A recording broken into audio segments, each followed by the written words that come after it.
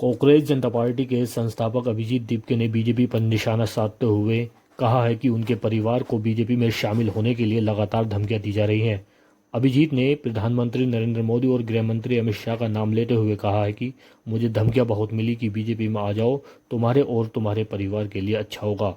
मुझे बहुत शर्म आती है कि इतने बड़े प्रधानमंत्री और अमित शाह, मैं उनके पोते की उम्र का हूँ, उनके पोते की उम्र के बच्चों को इस तरह की धमकियां दी जा रही है। धमकियां बहुत मिलेगी, बीजेपी में आ जाओ, अच्छा रहेगा तुम्हारे लिए, तुम्हारे परिवार के लिए। तो मुझे तो मतलब बहुत शर्म आती है कि इतने बड़े प्रधानमंत्री, इतने बड़े अमित शाह, उनके पोते की उम्र का मैं हूँ, उनके पोते की उम्र के बच्चों को इस तरह की धमकियां देते हैं। मतलब क्या क्या फायदा तुम्हारे इतने बड़े प्रधानमंत्री या गृह मंत्री होने का, अगर तुम्हें बच्चों को इस तरह की धमकियां देनी पड़ती है।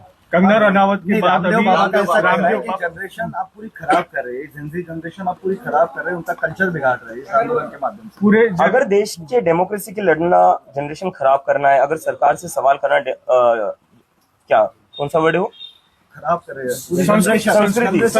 संस्कृति। अगर डेमोक्रेसी के लिए लड़ना संस्कृति खराब करना है, अगर सरकार से सवाल करना संस्कृति को खराब करना है, अगर अपने फ्यूचर के लिए लड़ना संस्कृति को खराब करना है, और अगर अपनी पढ़ाई के लिए लड़ना संस्कृति को खराब करना है, तो हम संस्कृति खराब कर रहे हैं। और मैं कहना चाहूंगा बाबा रामदेव जी से कि सर, पतंजलि के जो पोल्ट्री प्रोडक्ट्स बन रहे हैं ना, वो जो खराब हो रहे हैं, पहले उस पर ध्यान दीजिए। उस पर तो सुप्रीम कोर्ट भी बोल रही है उनको बैन कर दो। वो जो आपकी खराब प्रोडक्ट्स है, पहले उस पर ध्यान दीजिए आप। संसद में कल जो है राहुल गांधी ने डिमांड की अमित शाह जी का इस्तीफा, किसके कहने पे गोलियां चलाई गई उसका जवाब मांग रहे थे, आप क्या कहें? मुझे लगता है इसका आंसर तो बहुत ही क्लियर है। अमित शाह जी के कहने पर ही गोलियां चलेंगी। दिल्ली पुलिस जो रिपोर्ट करती है वो अमित शाह जी को ही करती है, और अगर अमित शाह जी को इसका पता नहीं होगा तो फिर तो होम मिनिस्टर का फेलियर है।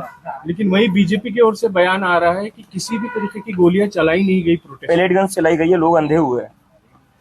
पैलेट गन्स मैंने खुद देखी चलाते हुए, हॉस्पिटल में क्रिटिकल थे वो पेशेंट्स, और गोलियां क्या नहीं चली। बिहार में क्या हुआ है, AK-47 बिहार में क्या हुआ, AK-47 किसने चलाई, किसकी सरकार है वहां पर?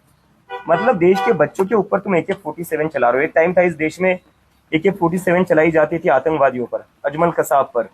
जब पार्लियामेंट पर अटैक हुआ था तब AK-47 चलाई जाती थी।